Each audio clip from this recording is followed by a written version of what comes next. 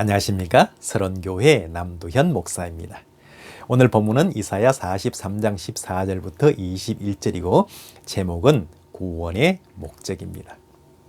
너희의 구속자요 이스라엘의 거룩하니 여호와가 말하노라.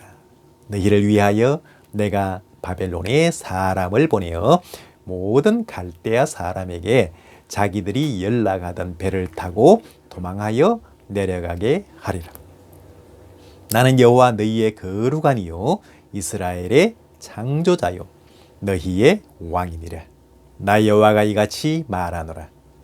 바다 가운데 길을 큰 물 가운데 지름길을 내고 병거와 말과 군대의 용사를 이끌어내어 그들이 일시에 엎드러져 일어나지 못하고 소멸하기를 끄져가는 등불 같게 하였느니라.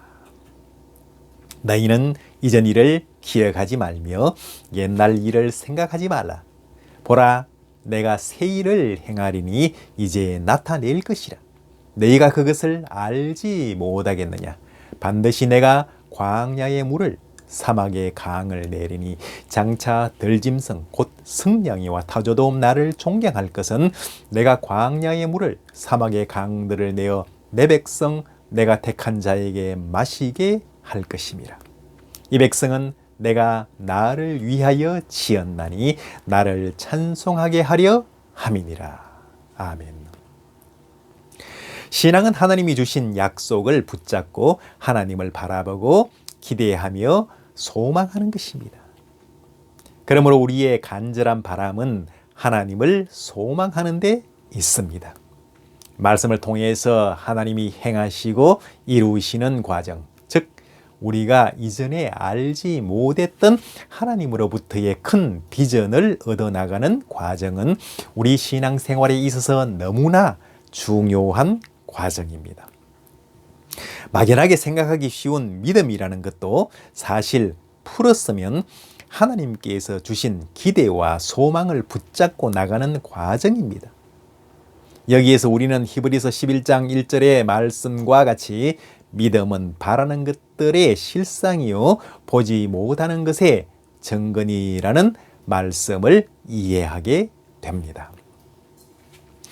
솔로몬 왕이 이후 이스라엘 이 나라 전체가 하나님 앞에 바로 서지 못하므로 민족이 둘로 갈라져서 북쪽은 이스라엘이라는 이름으로 남쪽은 유다라는 이름으로 나뉘어져 있을 때 북이스라엘은 아수르에 의해서 남유다는 바벨론에 의해서 급기야 멸망하고 맙니다. 그런데 하나님은 그래도 이런 패역한 이스라엘 백성을 사랑하셔서 패망 직전 선지자들을 세워서 이스라엘을 구원하기 위한 예언을 하십니다. 먼저는 하나님의 말씀을 거역하고 불신하여 세속화되어 죄를 일삼는 자들에게는 하나님의 심판을 결코 피하지 못하리라는 사실을 선포합니다.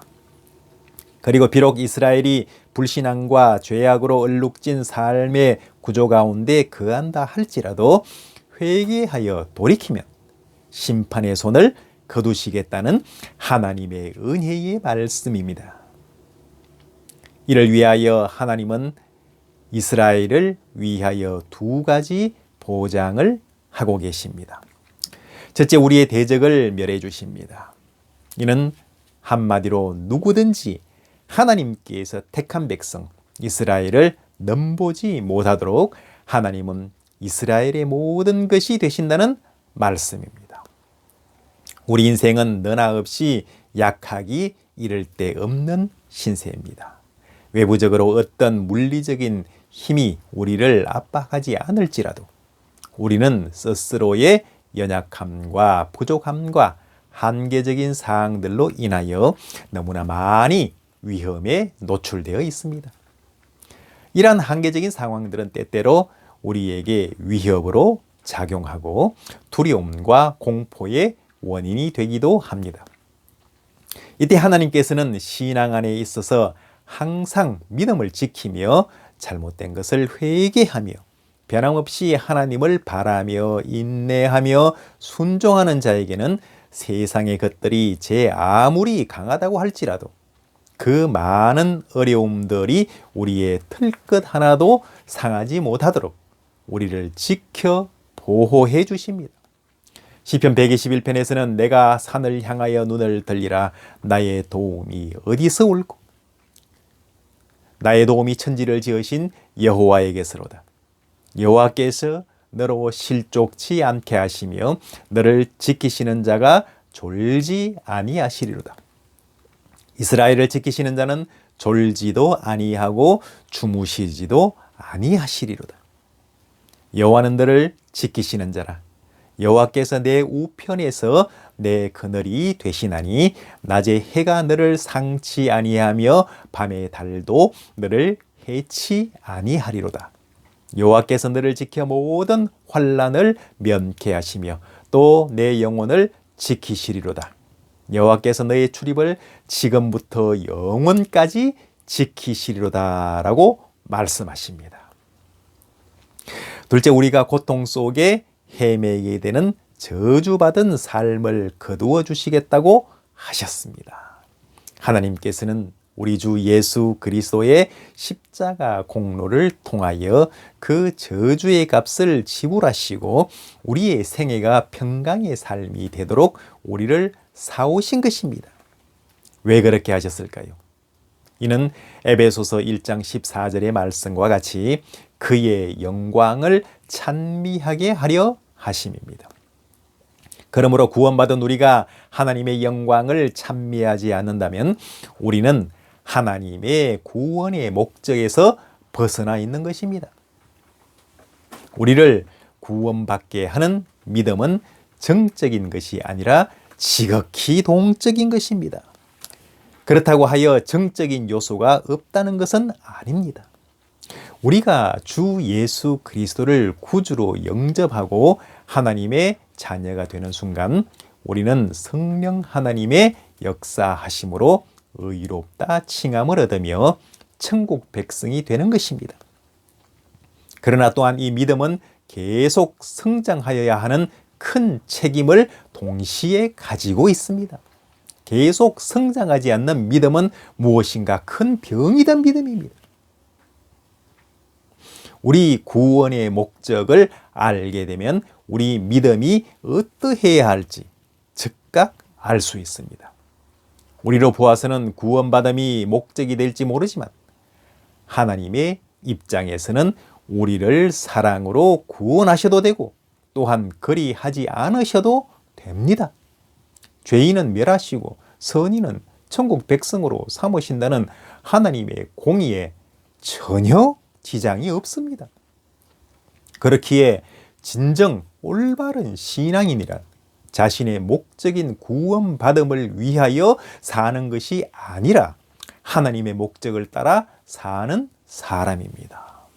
우리의 구원은 하나님의 목적을 따라 이루어지는 하나님의 역사의 부산물이 것입니다. 하나님의 목적인 하나님의 영광은 구원받은 자만이 행할 수 있는 것이기 때문입니다. 오늘날 성도들이 가진 가장 큰 문제가 있다면 바로 오직 이기심에서만 비롯하여 자신의 구원에만 관심을 가지거나 현실적으로 자신이 가진 문제 해결을 위하여 하나님을 섬기는 것입니다. 그러기에 이러한 신앙은 근본적으로 이기심에서 벗어날 수 없고 이로 인하여 수없이 많은 신앙적인 문제들이 따라서 일어나고 있는 것입니다. 그러므로 하나님 중심이 아닌 자기 중심적인 신앙은 이러한 한계를 가질 수밖에 없습니다. 내 구원은 하나님의 귀한 목적을 성취하기 위한 수단에 불과합니다. 그리하여야만 우리의 구원이 진정 의미 있는 구원이 될 것이고 또한 하나님께서 기뻐하시는 신앙의 모습이 될 것입니다. 이것이 진정한 믿음입니다. 그러기에 믿음은 하나님의 영광을 위한 과정과 분리시킬 수 없는 성격의 것입니다. 이러한 믿음의 단계까지 우리 모든 성도들은 자라나야 하는 것입니다. 이것이 바로 하나님 중심된 신앙의 모습입니다. 결론적으로 하나님은 우리로 하여금 21절에 드러난 바와 같이 나의 찬송을 부르게 할 것이라고 하시는 목적을 가지고 그 옛날 이스라엘을 구원하셨고 오늘날 우리를 구원하신 것입니다. 우리의 입술로 그리고 몸으로 그리고 행실로 하나님께 영광 돌리는 찬송을 부르시기를 소원합니다.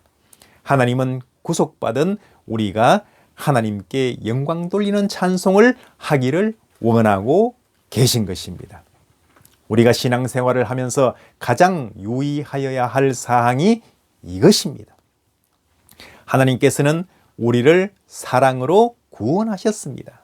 하나님께서 우리를 구원하여 천국 백성으로 삼으시기 위하여 행하신 일입니까? 아닙니다. 바로 우리의 구원을 통하여 우리가 감사함으로 영광 돌리는 찬송 받으시기 위하여 구원의 큰 사업을 행하신 것입니다. 우리를 구원하신 하나님의 뜻을 바로 알아 항상 성장하는 믿음을 지닌 성도로 서시기를 주 예수 그리스도의 귀하신 이름으로 축원합니다.